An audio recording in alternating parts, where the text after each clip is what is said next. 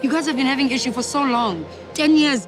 The whole notion of love is some romantic bullshit. Love. Thank you so much for having me today. It's so awesome to see you, and congratulations on an amazing series. I really enjoyed it. It was great.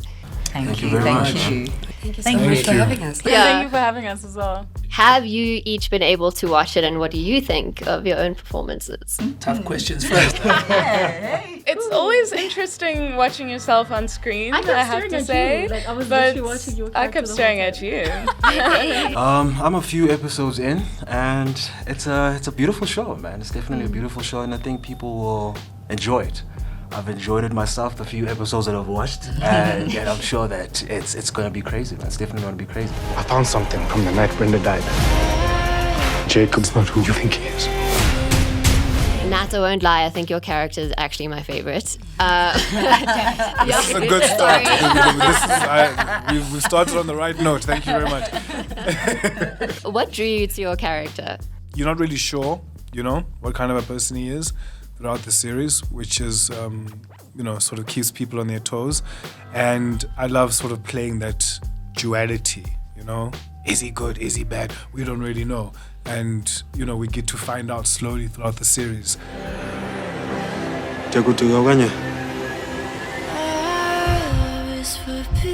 Kate, you are the intimacy coordinator on set.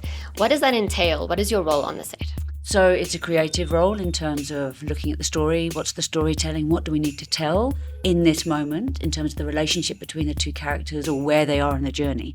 But then that's relative to how comfortable the actors are in and of themselves, how we block the movement in a way that is consensual and safe and then done in a way that makes them feel empowered and able to tell the story and doesn't make them feel overly vulnerable, but allows them to express any vulnerability in the characters. So you kind of have to create this bubble in which the actors can just tell their stories.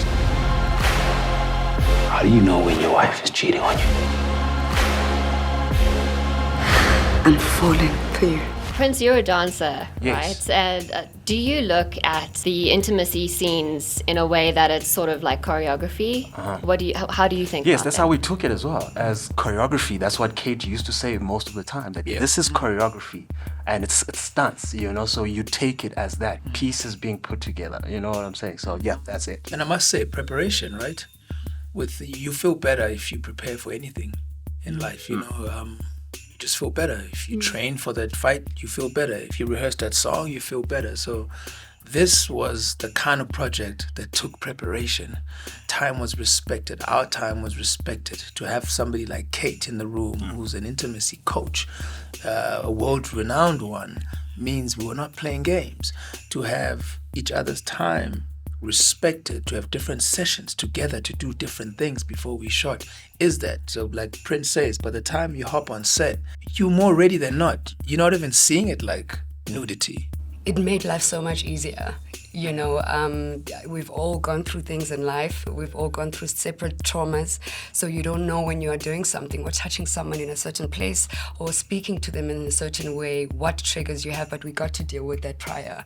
So I'm grateful to Netflix. I'm grateful to Fatal Seduction as well for putting us in this position. What if you're wrong? What if I'm right?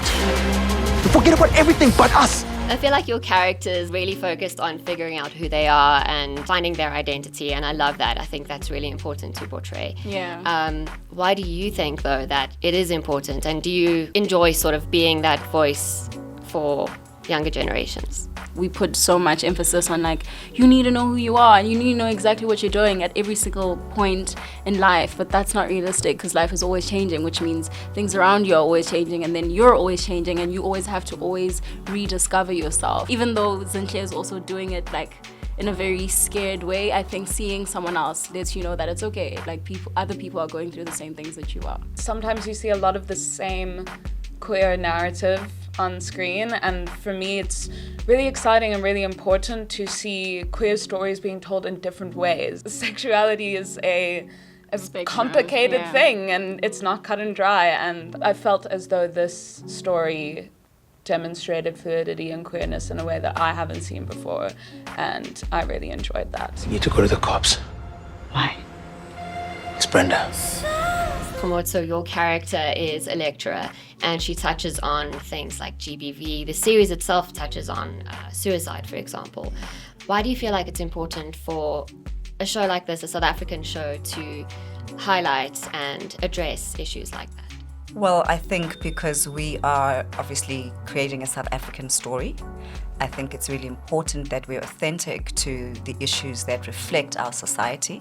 And I think that is the strength of this show, is that you're not taking away the sensuality.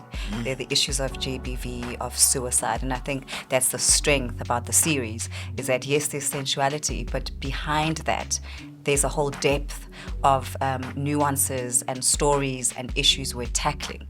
And so that's a great takeaway point for the show. And I think for the audiences, we want to say, when you go out and you see the show and it's streaming on the 7th of July, you're not just going to be watching a show for sensuality's sake. There's a backdrop that actually addresses, as you're saying, very serious issues. And I think as storytellers, we need to be very aware of the context of our stories. And if we are living in a country like South Africa, then I think it's great that we were able to actually bring that type of theme into our story. It makes it a lot more layered as well.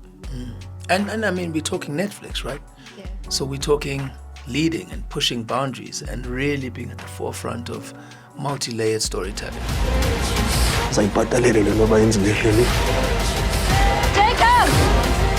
Thank you guys so much for your time. I really appreciate it. Thank Nadia. Great. Thank you. Don't forget to watch Fatal Seduction on The Netflix 7th of July. on the 7th of July. Only on Tudum. Thank you very so much. much. Thank you, 5FM. Thank you to your listeners. And let's go on this journey together and give us feedback. Tag us. Let us know how you feel. I will make it my responsibility to keep our marriage alive. I'll do whatever it takes. Danger is now my addiction. This is 5